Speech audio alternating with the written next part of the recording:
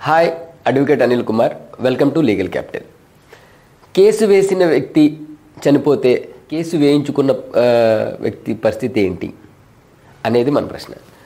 Case వేసిన వ్యక్తి చనిపోతే ఆ కేసులో ఏం చేయాలి అని ఒక్కొక్కసారి కొంతమంది వ్యక్తులకి అర్థం కాదు. కేసు వేసిన వ్యక్తి చనిపోతే ఆ కేసుని నిరూపించుకోవాల్సిన అవసరం ప్రతివాది మీద ఉంటుంది.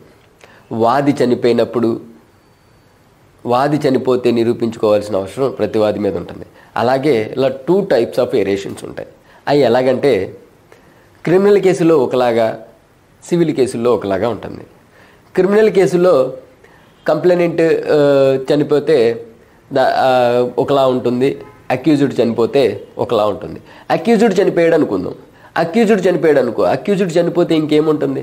ఆల్రెడీ అక్యూజ్డ్ చనిపోయినప్పుడు ఆ నేరం చేసినోడే చనిపోతే ఇంకా అతనికి శిక్ష ఏముండదు కదా.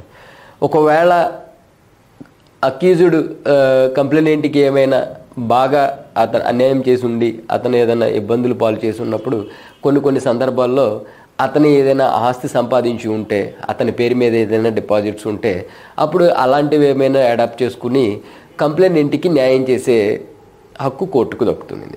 అలాగే సివిల్ కేసుల్లో ఏం జరుగుతుందంటే ప్లెయింటిఫ్ కేసు వేసినప్పుడు డిఫెండెంట్ చనిపోతే ఆ డిఫెండెంట్ చనిపోయినప్పుడు వాళ్ళ యొక్క లీగల్ హెయిర్స్ని తీసుకొచ్చి ఆ కేసులో స్టెప్స్ పిటిషన్ ఫైల్ చేసుకుని వాళ్ళని ఇంక్లూడ్ చేయాల్సిన రెస్పాన్సిబిలిటీ ప్లెయింటిఫ్ ఉంటుంది.